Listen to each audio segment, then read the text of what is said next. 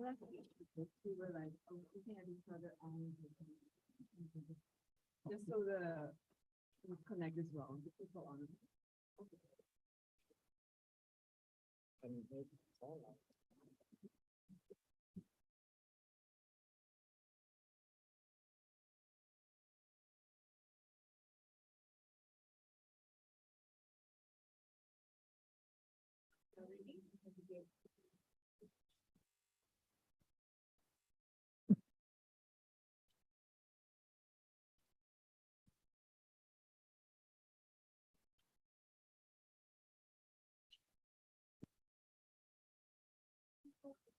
You start? Okay.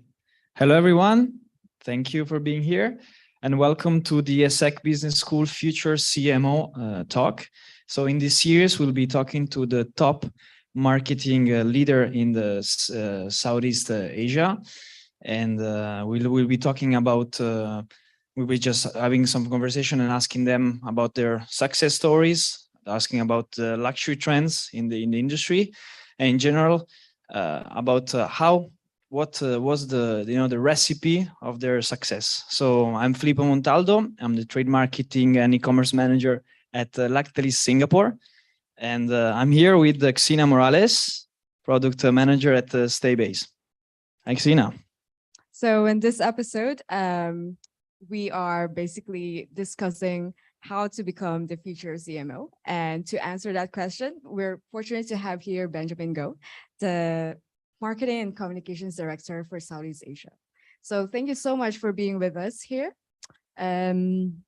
So for sure, to kickstart this conversation, it would be great to start with, give us a picture background, how it was, how did you begin with your career perhaps, and from your early trajectory and how you get to where you are now. Sure. Afternoon, everyone. Very happy to be here. Thank you for the introduction. So yes, I am the marketing director for Montblanc in Southeast Asia. Xeena was asking me to go back to my roots, and I think it was quite a long time ago. And back then, to be honest, when you were in school, or when I was in school for that matter, it's a very different environment now. And you never really know where it leads you, right? I mean, when you're in school, you really, at one stage, you just go where your grades lead you, and then you don't have a 20-year pipeline. If you really ask me if I would have envisioned myself where I am today, back then when I was studying, even in my tertiary education, I would say no. Back then it was really, you have a view of 3 to 5 years, what you want to do. Right, but then really your journey then really leads you into where you get into 20 years. So that was school life. I must say that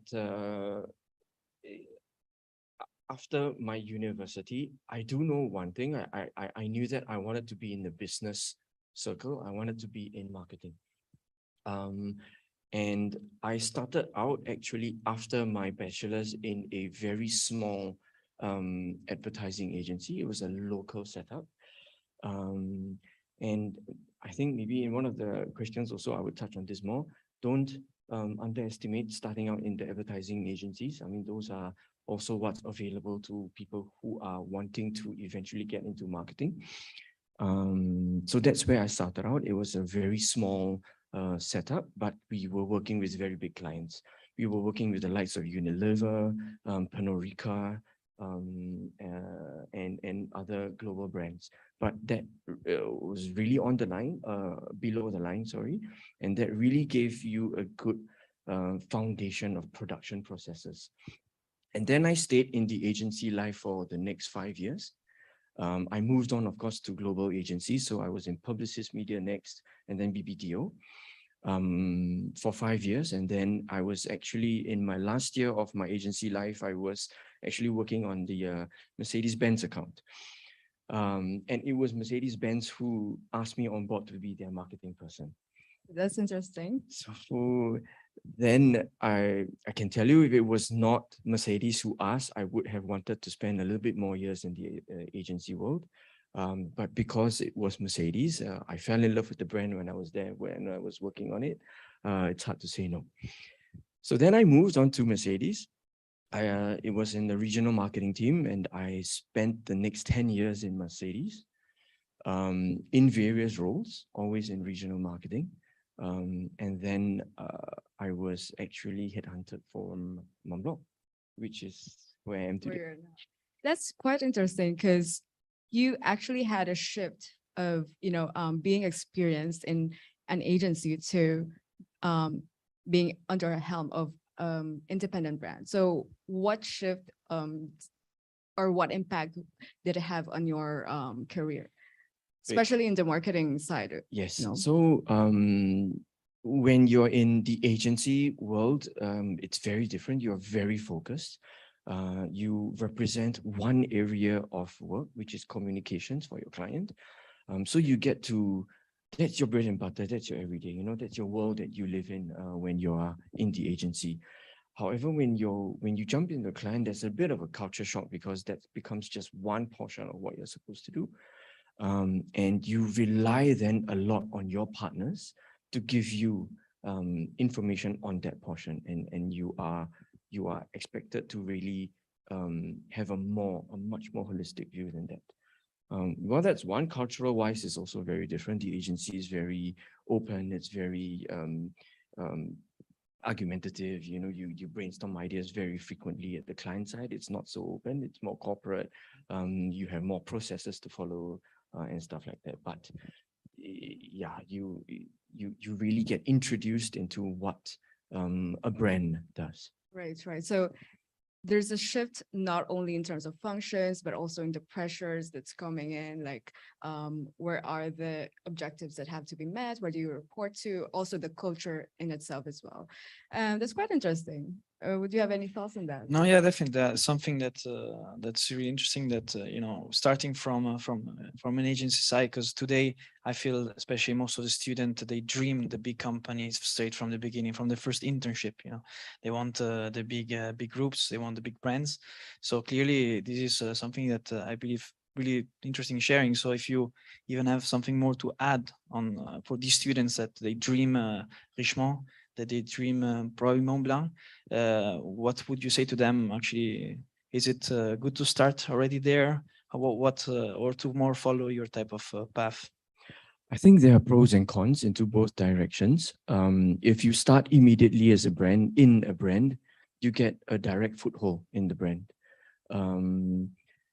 The cons are that if you start at an entry level, of course, as an executive, you get exposed to a lot of the administrative work as well, which is a necessary evil and for everyone to understand. However, if you start in the agency, you do not get a direct footing into the brand itself, but you get a very sound understanding of communication strategy. You get a very sound understanding of how you would sell in the campaign, the creative development of communications, which is really what every marketer should be trained in. And if you work on a brand that is focused on storytelling, on branding, then the agency life would really give you a very clear basis of how the work behind every campaign. Now, if you start off in the marketing world and to consumers, if you look at a campaign, you see a headline, nice visuals, catchy photo shoot, but that's, you see the output, and a lot of people underestimate the work that goes behind that output. That line that you see there would have gone through at least 25 changes. That photo shoots could have been done in an area where you have the right lighting, you have the right talent in the market, and the talent within the agency world, you don't see that too. You have your writers, you have your art directors, you have your planners.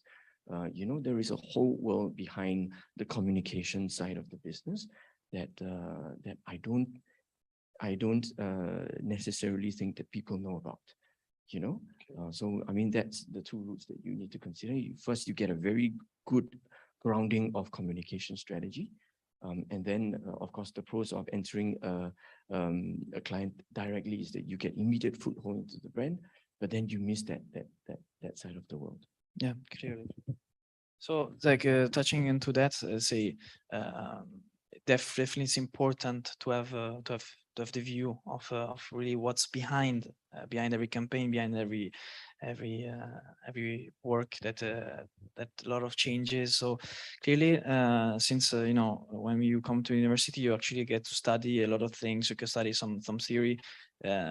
Thankfully, at ESSEC, you also practice these things with the group projects and stuff. But clearly, when you go inside the work environment, there's still a bit of a shock. So I would say that what would be for a new marketer, so for someone that wants to enter in the marketing industry, and especially in the luxury one, what are really the trends today that the new marketers need to follow, that needs to know, and in general, let's say, what are also this type of skills that a new marketer would need today in the luxury industry? If you talk about marketing, I think wherever you are at, whether you start off at the agency side, whether you start off in the client side, I think a sense of you need to own the projects that you lead. Unfortunately, there are now a lot of, I see, I'm not generalizing, but even when I was myself in the agency side, you need to have pride in your work. You need to own the projects that you are responsible for. You would be faced with different departments, both in the agency and the client, right? You cannot, if you're an account person, for example, you would have to work with your creative to get the artworks. You would have to work with your planning department to get the strategy. And then you have to present to the client to get the ideas through. Now, I see a lot of people underestimating the value of the account management person. The danger of that is that leads you to become a messenger between your creative and your client. But that's not the case. You are the account person, meaning you represent the client in your agency. And when you meet with your client, you represent the agency. So you have to adopt these dual roles, and you can only do that if you fully believe in your value that you bring on the table, that you bring to your client, and that you bring to your internal departments. So that's one. So sense of ownership, of course, in everything that you do. The thing about trends in the luxury marketing, trends, it's a very deep topic. However, do not mistake technology and the latest things that's happening as a trend. Those are not trends. Those are channels that enable you to understand the trends. For example, in my time, it was Facebook, it was IG, now it's TikTok, it could be another channel. These are just technologies. But I think what's more important is that you understand what goes behind, as in dig deeper into why you think these technologies are there and what's causing them. Those are the trends that would provide more value to you as a marketer. So for example, if you look at TikTok, what's driving them? Is it a different type of media channel that drives it? What's the underlying factor? And why do brands want to get involved? One thing for sure is about relevancy to the target audience that you're trying to reach out to. Clearly. And those underlying factors are actually what's driving the trends, not the technology. The technology will phase out. The Facebook changes, IG changes, and now TikTok is the upcoming one, right? But in 3 years' time, they will become like the Facebooks and the IGs. They will become normalized. So there are always these different technologies that's coming up. And you need to keep abreast of it, yes, but you also need to understand the underlying factors that why these channels are so important to you. And of course, as a marketer, representing your brand, how that's going to be relevant for your brand. That's the other thing. And if you talk about luxury marketing,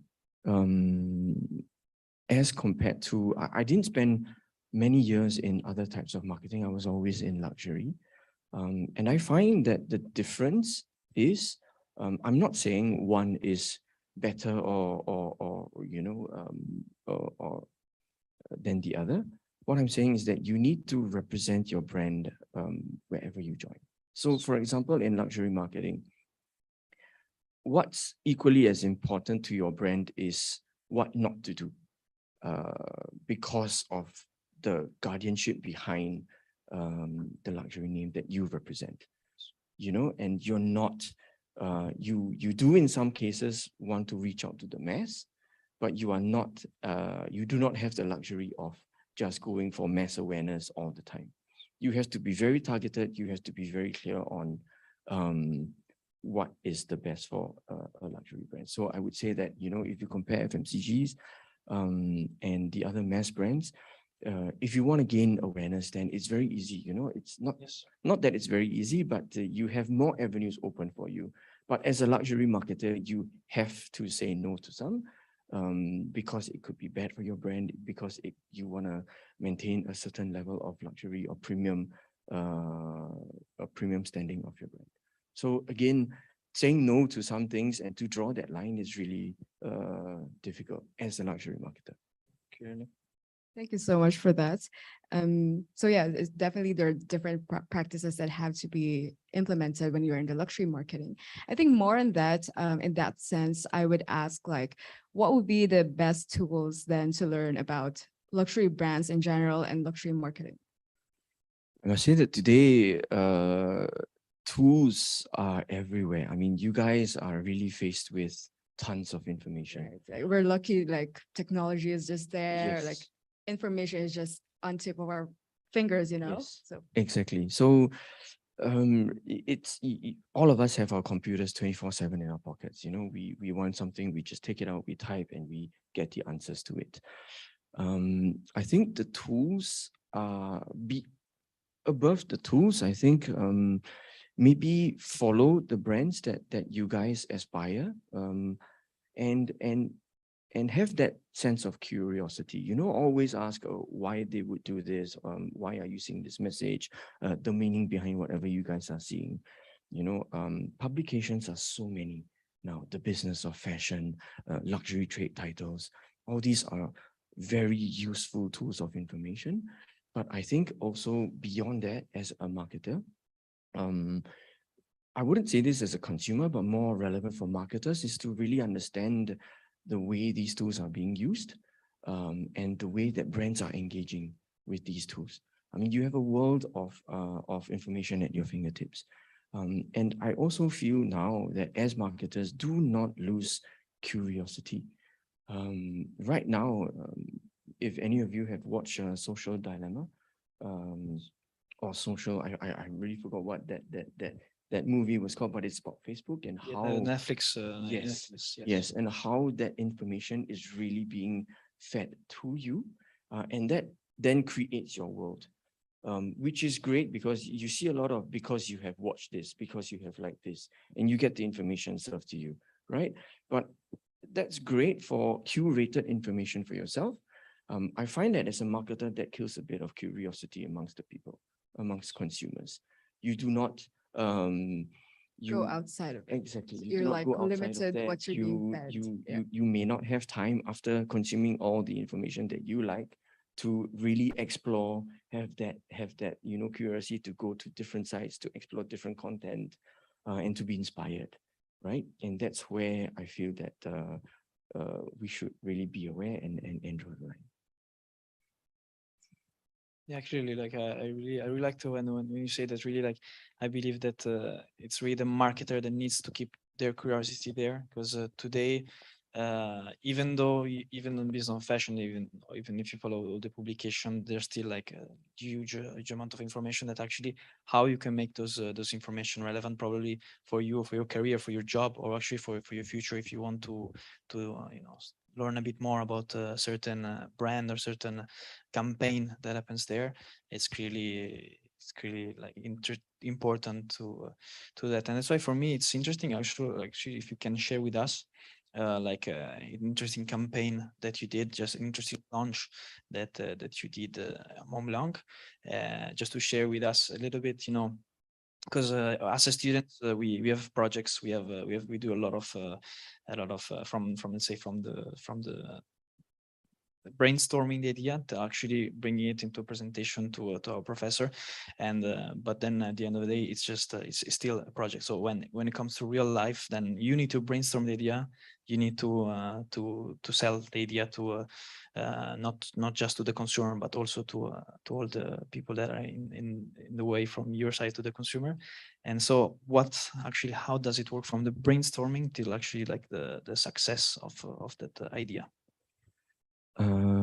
Yes, so that's a very good point. A lot of people also don't see the internal stakeholders that marketers have to contend with. You do have guidelines, a lot of guidelines. You do have a lot of stakeholders as well internally within the company. You know, if you look at all the award shows, for example, it's very easy to be creative without limitations. But as a marketer, that will never happen, or that rarely happens unless you're submitting work for awards. But you know, most of the time you are dealing with global guidelines, consistency of messages, shoots that you are not fully have control over. So these are the things that you need to be aware of. And secondly, of course, is resources. Resources are finite. Your budgets, of course, are something that every marketer would need to really balance it. So I think what happens internally is that you do work on a marketing calendar for the entire year. And you use that as a basis onto where you allocate your resources. So for example, you can have a few campaigns, that is true, that is happening throughout the year. You have to be very clear what are your brand drivers, what are your volume drivers, and what are the campaigns that you would spend most of your advertising dollars on. So for example, if you do not have advertising dollars, the other campaigns does not mean that they will have to take a dip, because you need to maintain a certain level of share of voice throughout the year. So the brainstorm happens from that point, when you really decide, okay, if we need to maintain a certain level of communication throughout the year. And it's important because, you know, out of sight, out of mind, right? Then you have to really prioritize, okay, where you want to use PR, where your KOLs or your ambassadors can lend you that network to amplify it in low times. And if you do not have launches, then how do you continue the communications from a brand perspective, right? And then you have, of course, those months where your campaigns are, where you have your brand campaign. Now that's the easiest because all your investments are going to be there. And of course, as a brand, for a brand like Montblanc, gifting is also very important to us. So the end of year, Christmas, Valentine's, those are peak periods also where we get opportunities to give the brand a shout. Yeah, so once you have that in plan, then okay, you work with your agencies, you work with your teams onto what drives the campaign, what are your advertising opportunities, who do you want to reach out to, and then the message that you want to get out there. So based on a very clear brief, you would know what your objectives is, who your target audiences are, and then the investments you want to put behind the campaign, and then of course then the campaign itself, meaning the message, the PR, the advertising locations, which media are you going to go into, what kind of events are you going to be planning, and how are you then going to be driving traffic either to your event location or to your boutiques for that. It's quite thrilling because actually during our ESSEC Masters, our projects focused more on, you know, ideation, all theoretical, but we didn't really had the resources to actually implement them. So I think the real work happens when you actually execute them and like set metrics like in all the implementations and all. So I think working a little bit backwards on that. So in terms of campaign, I know that Montblanc launched recently a pop-up in Vivo City. So maybe you can walk us through more in the process of this launch.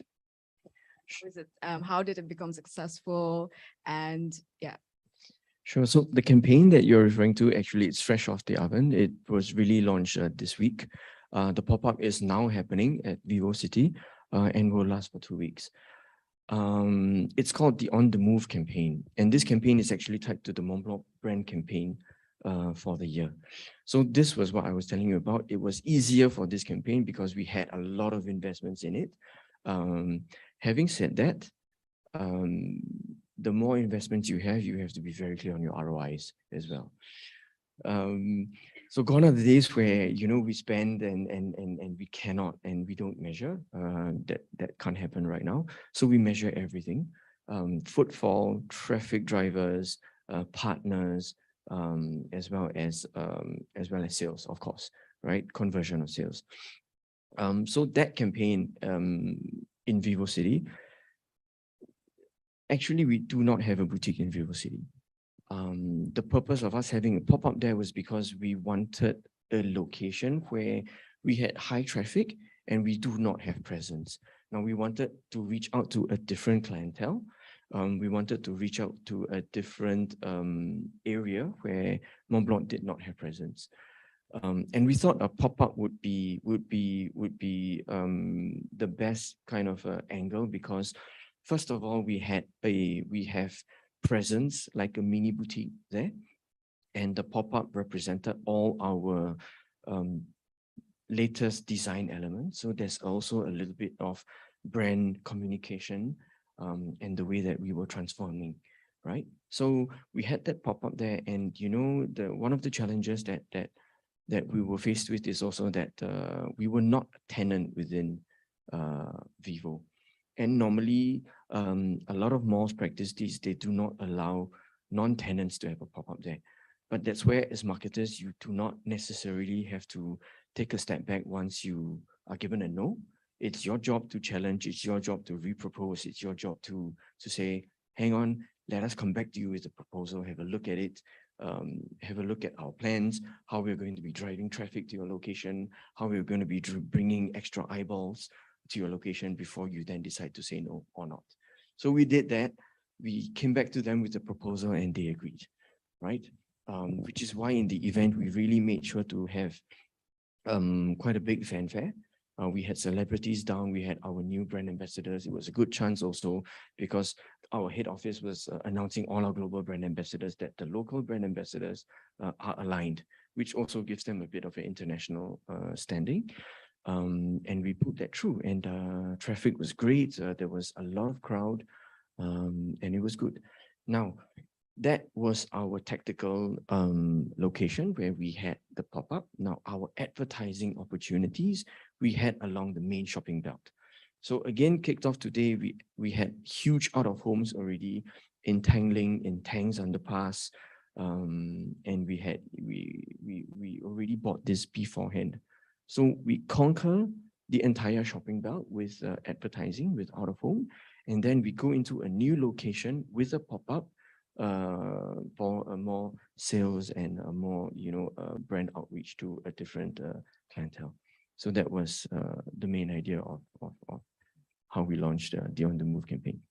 Very interesting because I mean, I think that one thing that I do, as I say, when you're a marketer, I believe the biggest challenge, other than execution, which is definitely probably the hardest thing, but is that marketers usually have a lot of ideas that they want to take into action. But the hardest part is actually to be understood. So to actually to share, to communicate your idea, and that's why when you mentioned that the fact that Montblanc managed to get a space in Vivo City, which is the biggest, one of the biggest shopping mall here in Singapore, even though they normally do not lend their space for pop-ups.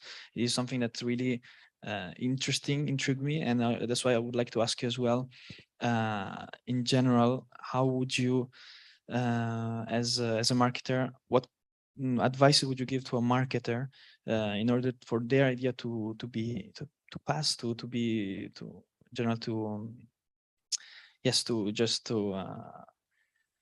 in general, how does the idea can get through there? So that's the biggest challenge that I feel today marketers have to be understood. Yep, I agree. Very good question. And one of the things is that you do not, a certain level of resilience is required. in the work that you are working on, or the task that you are given, right? By resilience, I mean you will, of course, in the course of your job, get a lot of pushback. And I think you guys are already facing it in your courses, in your internships. You'll get a lot of pushback from your stakeholders, right? And your stakeholders could be anyone. It could be the sales team, it could be your landlords, it could be your global team, because of the guidelines, and it's not easy. Using the pop-up as an example. On the one hand, we're supposed to be presenting a very creative idea to the landlords. On the other hand, we have global guidelines to fulfill. And the global guidelines do not take into account, or rarely takes into account, what the limitations of your local landlords are. You have height limitations, you have to maintain a line of sight, you have to not block this area, you know, and there are certain limitations within how big you can go there as well. But from the creative angle, from headquarters, they would want the best creative, they would want the biggest platforms and stuff like that. So these are the limitations that you really have to grasp. And I think what you've learned also, the effort that you put into your project, into your school, the confidence that you need to have after you are done with the project, you need to maintain that. And even when presenting to your stakeholders. And by then, it is expected for every person, whether in marketing or not, actually, to have done their due diligence into trying to cover every corner of that project. And that also means anticipating a little bit of what questions you would be having from the different stakeholders that you manage, you know. And if you are not fully confident of your work, then you need to do something about it, because you are not going to be able to sell. And that brings me back to the earlier part about taking ownership. When I say take ownership of your projects, if you are given a responsibility and you're not fully convinced, then you must bear in mind that you're going to have a problem. You will not be as compelling when you speak to your stakeholders. It could be your boss, it could be your global headquarters, it could be a landlord, you know.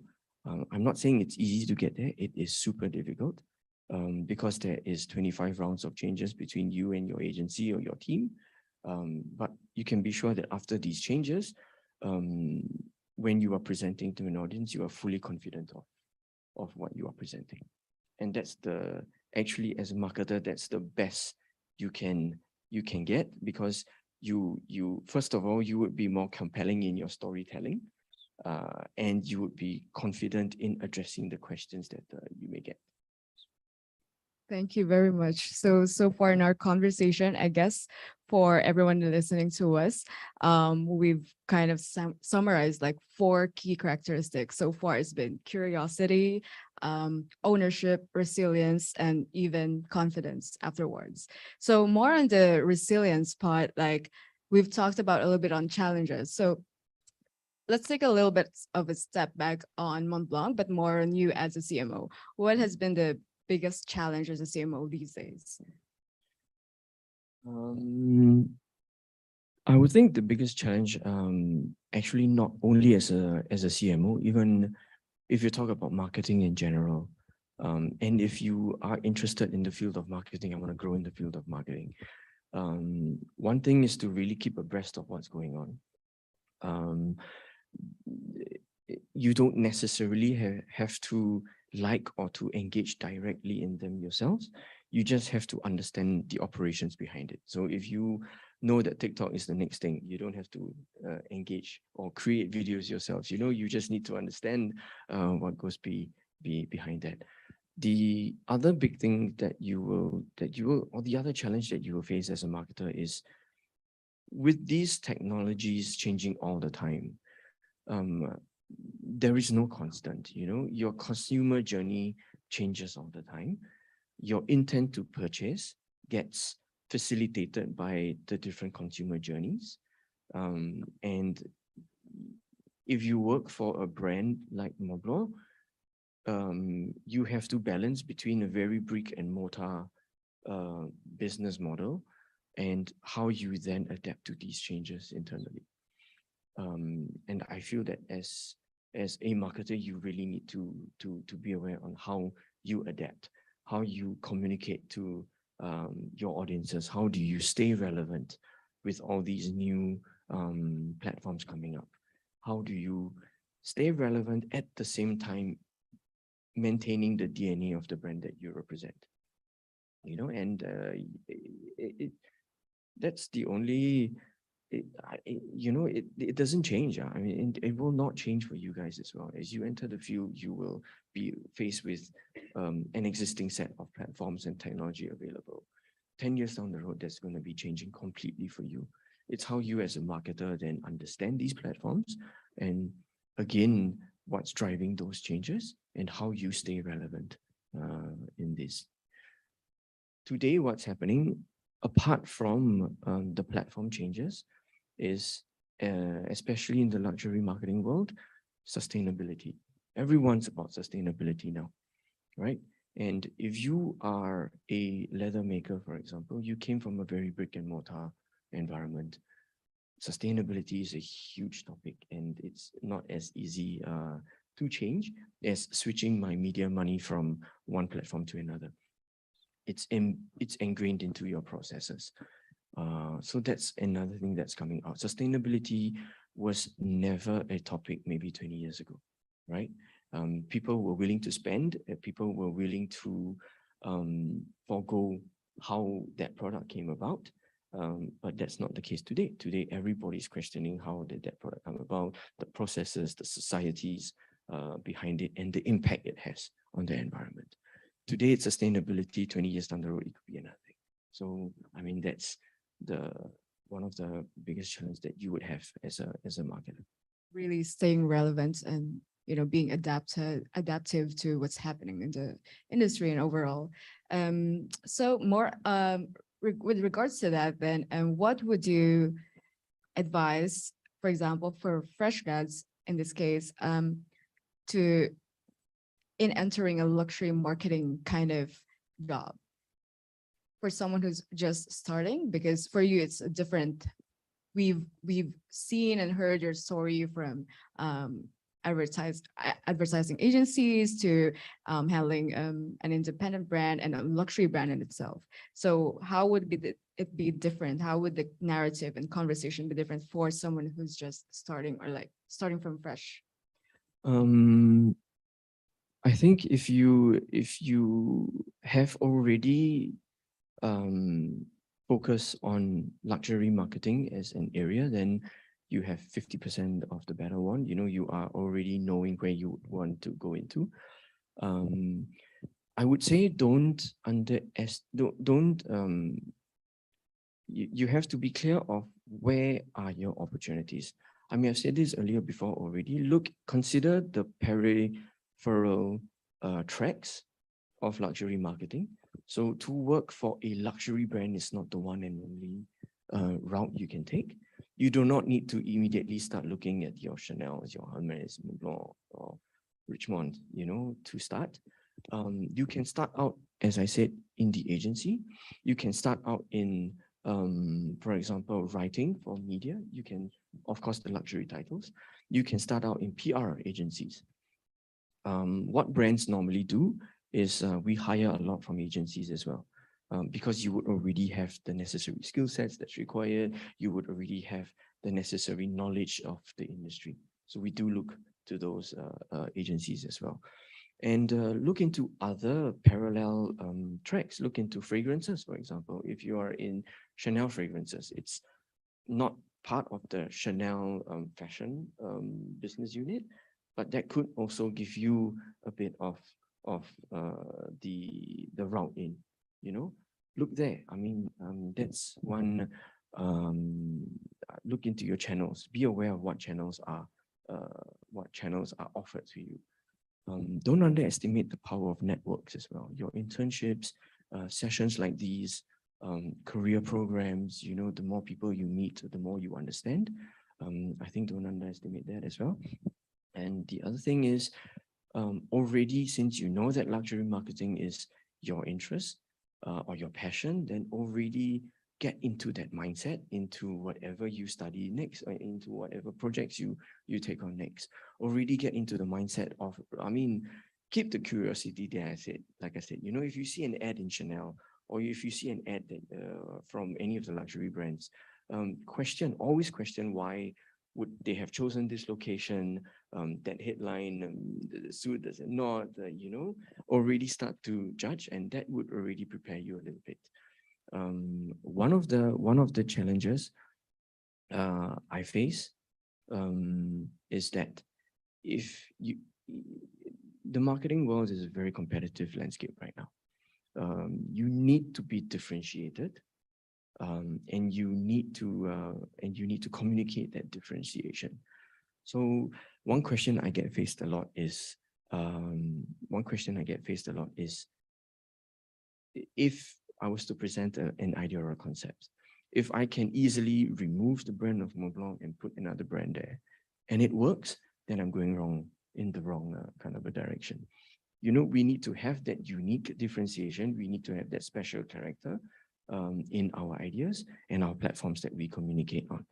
That's one level of filter for differentiation. The other thing is, of course, quality. Know who your competitors are, know who you would like to peg your brand against, and where your level playing field is. And question yourself all the time. If you're, for example, in watches, if your main competitor is a Rolex, then ask yourself, when you review a comms campaign, would Rolex do this? If they would not, then don't do it. So that's the kind of a mindset that you need to already start to embrace, and to start to train yourself in getting into. Look always into differentiation. Look always into what, not what you want to do because of what you see around you, but what you would really try to filter out when you represent a brand. I think really that's more difficult than saying where you want to go. It's about saying where you do not want to go, and still have a good level of awareness and visibility for the brand. Thank you. Thank you. Yeah, just again, I wanted to come back to something that we discussed in the beginning, that we're discussing now, also to go then to the Q&A questions, that maybe some people from home have a few questions for you as well. But really, the thing that I really liked that what you said is that really the fact of networking is really important. The fact of like showing that passion on your sector is really important, but also the fact of not focusing, especially for a fresh grad, for someone that's need to enter the luxury industry, not focusing really on one option, but really to go more into, you can, if you like Dior, you can go to the fragrances part and then go to the fashion part. The same for Richemont. You have a lot of brands. So there's literally like, I believe, the awareness needs to be there, and the fact that there's not just one opportunity, it's not one shot. And I think that with your experience that started from an agency and then managed to become the marketing and communication director of Southeast Asia from Montblanc, clearly shows the fact that there's not just one opportunities. So I believe something is important for people that really want to get inside this industry to know that they don't have just one internship that will change their lives. Yes. So. Yes. And I think the other thing in luxury marketing is the level of detail that you need to go into in everything that you do, everything. The way you communicate a message, the way you would review a product, the way you would, if you do a pop-up, for example, the fixtures that's been built for you, the level of detail, meaning the quality standards that you need to assess, it's also very different from other segments of the industry. In luxury marketing, you need to have a keen eye for detail. You need to be really selective in whatever you choose, because that's the brand. You are the brand guardian. As a marketer, you have to position the brand in the best way possible, especially for luxury marketing. Thank you very much, Benjamin. I think we have some time for some Q&A. Yes, so from the audience here, do we have any questions, or maybe from online?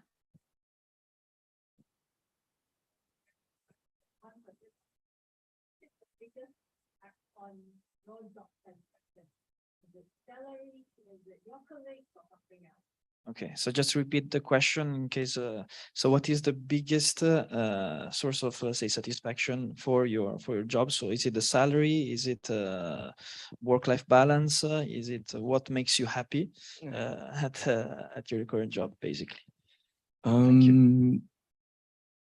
I think yes. So salary, financial remuneration, and all that. It's important. But I think beyond that, you have to look at. So what for me personally, I would like a good amount of complexity within the business. And complexity meaning product portfolio. So at Montblanc, it has a very good level of complexity because I'm not representing only one product category. I'm into watches, I'm in leather, I'm in writing instruments. So as a business, it's a very complex environment, which gives me a lot of room to communicate the different elements of the brand. So that's one. And also scope of work, right? There are a lot of brands who have owned retail, meaning they own the boutiques that they sell in. And there are also business models where you have retail and wholesale. Wholesale meaning you work with authorized distributors, right? And that adds scope as well to your job. I believe as we are progressing in our careers, domain knowledge is super important, and always trying to increase. Of course, you have to pace yourself. I'm not saying that you go in and immediately expect to have a super holistic view of the entire business modeling, but maybe step by step. And as I said, your goals and your achievements should change every 3 to 5 years, and it should evolve with how you have or how you are evolving as well. It's not a sprint, it's a marathon, so you have to always keep in mind where the different challenges always coming to you as you grow in your careers, and then your goals also would tend to change. You would want to bigger responsibilities, bigger areas, bigger brand, for example, and that should, for me, that's a constant stimulus as well. And that's what I look forward to on top of the financial and the perks in your career. So I did start out in a small agency, as I mentioned earlier, and a lot of my peers were immediately into sales, and I did not. So at that time, if you enter into sales, naturally you have a portion of fixed and variable. So of course, the financial factor would naturally be higher than if you start off as a fixed salary. Now, I think what's important is really don't lose your focus into where you want to be at the end. If you really are interested in business and marketing and in growing yourself in this area, then keep your resilience there, keep your focus there, keep your single-mindedness. Even if you do not get a higher starting pay of X amount when you start in sales, focus on gathering that domain knowledge, focus on growing yourself in the long run. Thank you so much. We're learning a lot here. Like even to us, we can apply it in our own Definitely. careers, right? So really looking inwards and like knowing what drives you, more than just looking the salary and other things that come with it. Yes, and I have another, I think John online. Perhaps he must be a Montblanc fan. He's asking Benjamin, could you describe Montblanc's brand personified as a person? So I guess he's asking about Montblanc brand personification. Is it something that you could share here? Yeah, very interesting question. And you would face that a lot as well, to personify your own brand, to find the right talents, who represents it, who associates it. When you look at campaigns and you are going to find someone to represent your brand, it's not easy. I mean, you have so many factors to consider. A lot of people before I answer that question, that brought to mind another interesting fact. A lot of people think that your target audience needs to be in the ad that you come up with. That's completely wrong. You know, your target audience does not need to be in the ad. Your ad communicates a message that would resonate with your target audience. They don't need to be in whatever visual artwork that you are representing. Now, to personify a brand, I think Montblanc, we position the maison as companions in the luxury business lifestyle. And luxury business lifestyle means now the world that we live in, there is no clear definition between work and life and lifestyle. We are 24/7 online. We are online all the time, you know, and there's a good level of flexibility. And with the current, you know, like virtual, we are connecting to people across the globe. So a lot of the boundaries are now cut, right? So the luxury business lifestyle is someone who really does not separate his work and his life, but rather they complement each other. On the go all the time, having products with him that really help and enhance his lifestyle, rather than just showing who he is as a person. So the products has to, of course, represent him, but also complement his lifestyle, facilitate his meetings on the move, have him listen to music when he's, you know, relaxing, have him, you know, provide the right compartments or the right products for him to really live, be who he is.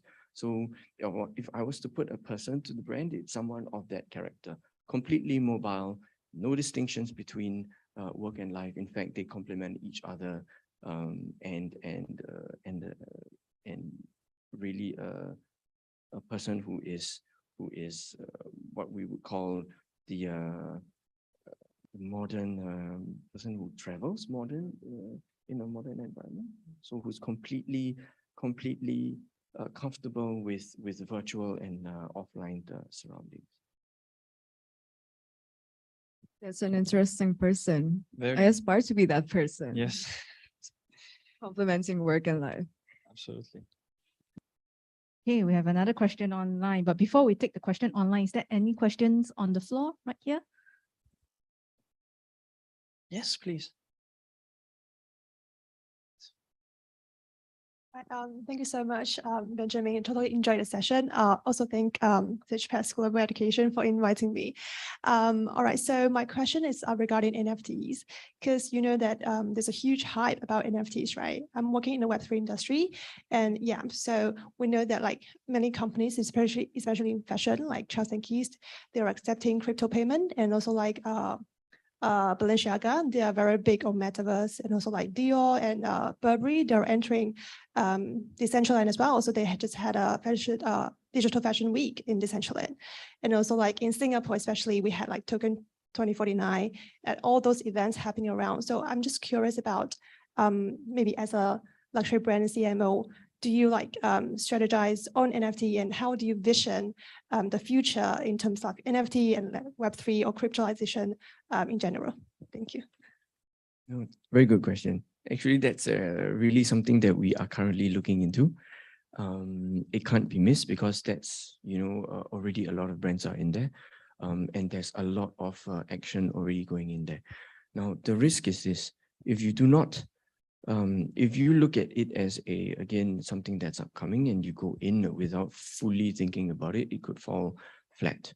That means you go in with a one-off and then it just does not continue. So what we're trying to do now at Montblanc is to really assess that area into how do we add sustainability to it. We don't just want to come up with an artwork with a product that is an NFT and then offer it in one of the galleries that you find in the world. We want to tie it back to a more long-term business process, and see how we can work around that.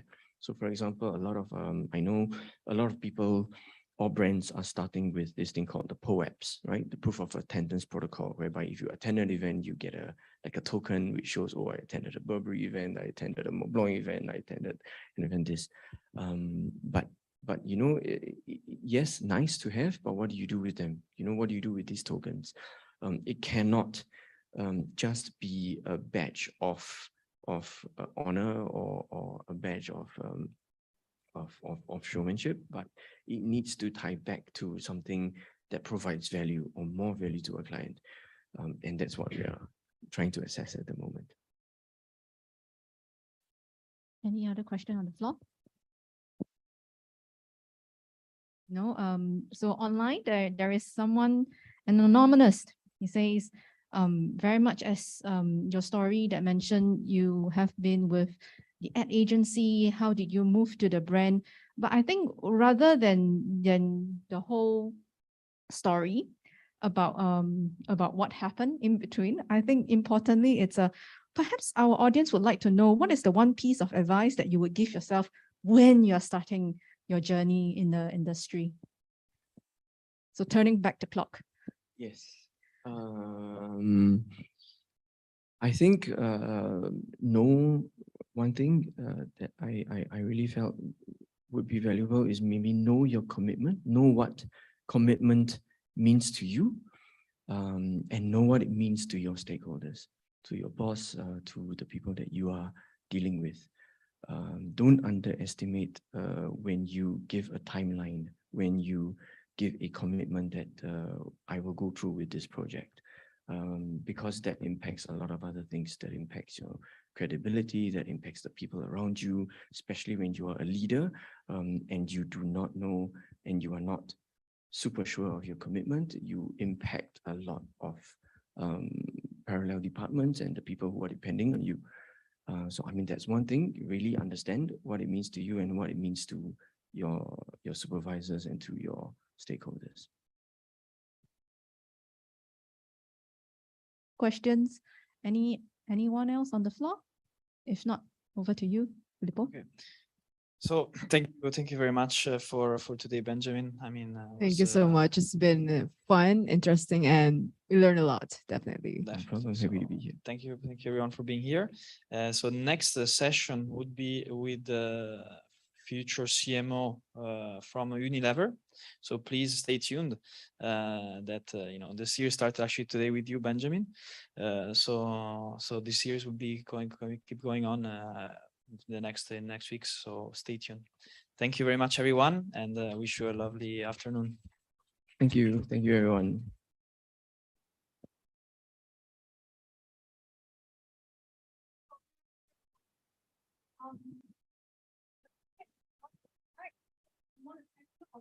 We would like to offer you a Starbucks cup that's worth $10. I'll be going to grab it. So just give me a moment. Meanwhile, we can go over here. Thank you very much. The videos will be ready for 1 to 2 months time.